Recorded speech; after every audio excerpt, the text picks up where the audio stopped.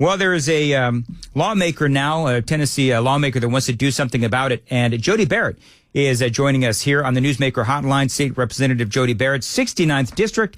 Jody, always appreciate having you on Nashville's Morning News.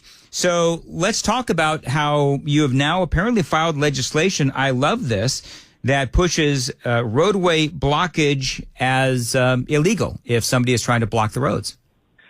Well, good morning, Dan. Good to be with you. And yes, not only have we filed a bill along those lines, but we passed something last year that gives power to the people to bring a civil right of action against those folks for damages as well.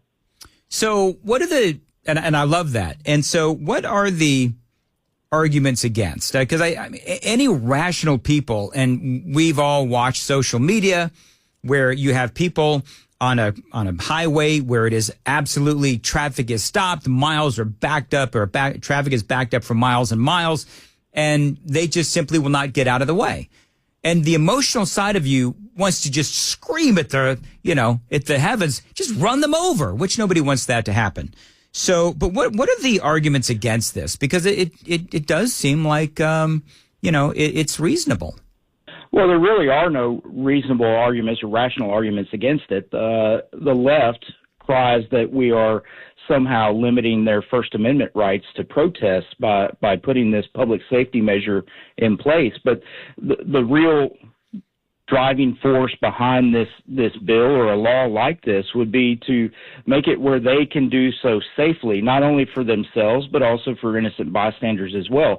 Not only do we not want people trapped in cars in bad and dangerous situations, we don't want protesters getting run over and killed either. So this is simply a measure to try to make it where we're limiting those situations from happening and making it where we're encouraging folks that if you're going to do protest, if you're going to participate in these types of organized rallies or whatnot, you're going to do so in a safe manner that makes it to where it doesn't lead to tragedy that takes away from the message that you're even trying to deliver to begin with.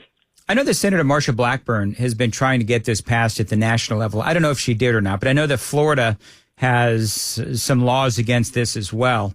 I guess the question is, why were you inspired by this? Was there a particular incident? Was it another state whose legislation you looked at and you said, yeah, this makes all the sense in the world because it is infuriating what we're seeing on television? Well, the discussion really started in 23 when the folks in Memphis were having issues with these motorcycle groups that were shutting down I-40 and I-240 so they could do, streetcar tricks and things and put this stuff on YouTube and TikTok and creating dangerous situations in doing so.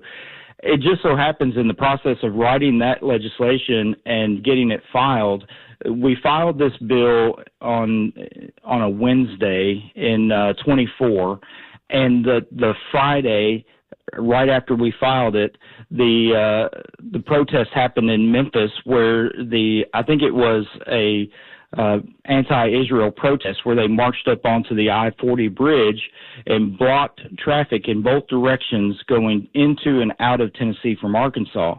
Well, it just so happened that at that particular time, the other bridge, the I-55 bridge, was shut down for construction. And so the city of Memphis was completely shut off from Arkansas. Folks that were trying to get to and from the hospitals that are in Memphis could not get there. All of the I-40 tractor-trailer traffic, delivery traffic was not able to move. And it solidified that what we were doing with this bill was the right thing to do. I'm reading about your bill, and there's a $241,000 impact from a budget standpoint that was not included in the governor's budget, apparently. Is that something that'll kill this bill, or is this something that you can work around? Well, that's the reason why we were only able to pass the civil right of action last year, is with this cost included. And that cost is tied to anticipated costs of incarceration. So every bill that gets filed has some sort of fiscal note attached to it to determine if it's going to cost something in the budget. And the Fiscal Review Committee determined that if this became a felony instead of the Class A misdemeanor that it is now, that there would be some additional costs, that we would be incarcerating some people as a result of that, and the state would have to pay for that. And so we are currently in a position where we are hoping that the governor or our leadership in the Senate and the House will find that money in this budget coming up in the next year. It is currently sitting behind the budget now to make it a Class E felony, and so we didn't get it funded in 23. We did not get it funded in 24. So I'm hopeful in 25, third time's a charm, we'll get that funded. Well, I hate to be snarky, but why is there a problem with getting this funded? Because clearly this has been a problem. This has happened in Tennessee, as you just noted, and it has been an issue, especially in the last several years. So why the pushback from, of all places or all people, Republicans and conservatives?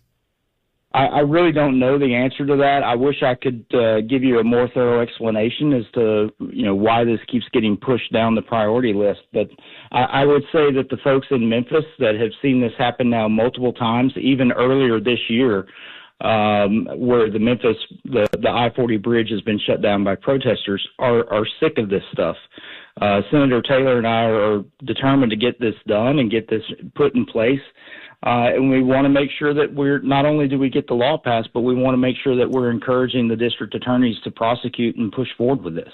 State Representative Jody Barrett is joining us from the 69th District here on Super Talk 99.7 WTN. Jody, got a couple of other things that I want to talk to you about straight ahead. All right, so we've got Jody Barrett, State Representative for the 69th District, Dixon area here on Super Talk 99.7. So, Jody, let me ask you a couple of other questions. Just give me your...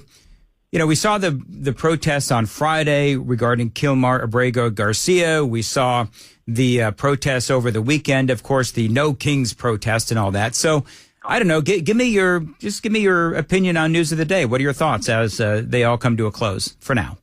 Well, I think it's ironic that Kilmar Abrego is being indicted for human smuggling, which is another bill that we've passed just this session in Tennessee to make it a felony in Tennessee to do that. And as far as the No Kings protests are concerned, you're talking about something that is just not real. Yeah. You're protesting. It's like yelling at the clouds. I don't really fully understand what we're doing, other than just trying to find every possible reason we can to be mad at Trump. Well, it's interesting too, sir, because I was speaking earlier. It's like, okay, so what is the call to action? What was the call to action? It just didn't seem like there was a call to action, except to, as you appropriately said, scream at the clouds. By the way, I owe you a congratulations, because I read this a few weeks ago and I'm reminded of it. TennesseeReportCard.com, you were at 100% for your conservatism. That's actually quite a feat these days, and you have to be proud for that designation. Well, certainly surprised to get that feedback, but happy to be the first, I think, to ever get a perfect score. And I try to do my best to radically represent the people of my district. So I put them first in everything I try to do. All right, so I apologize, State Representative Jody Barrett, for this next question, but I'm getting hammered. Okay. Do you know what's coming? Do you know what question it's going to be? I have a pretty good idea. Go ahead. All right, so Congressman Mark Green has announced he is stepping down. Your name is all over the place as far as somebody who might throw his hat in the ring to replace Congressman Mark Green. I don't know. Any thoughts? Anything you'd like to announce here on Nashville's Morning News? Not ready for an announcement, but I am seriously considering it and exploring the possibility. I'm looking at the field of candidates that are being floated around, and certainly getting a lot of encouragement from folks throughout this 7th congressional district, even outside of my own that I represent currently, that are pushing me to consider that.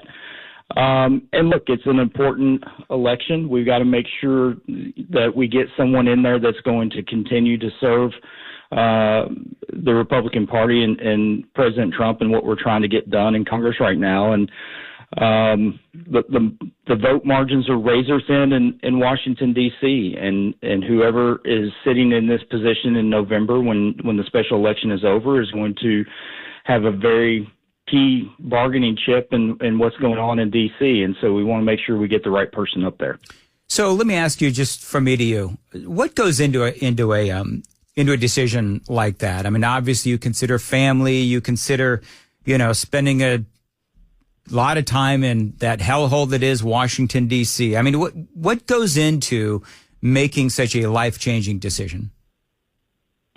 Well, you hit on the main points there. I'm of course, been consulting with family this weekend. I still have a 14-year-old son at home.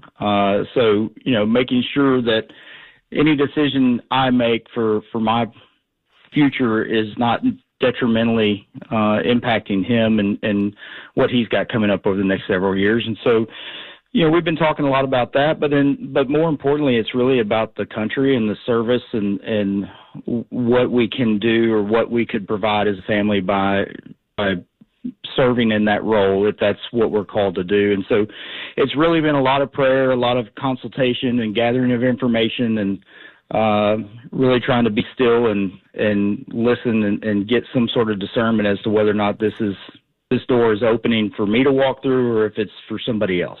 All right. Well, thank you very much. And I know that once you make a decision either way, you'll let us know, correct? Absolutely. All right. Thank you very much. Love the bills that you're introducing as well. And good luck. It is Jody Barrett there, State Representative of the 69th District.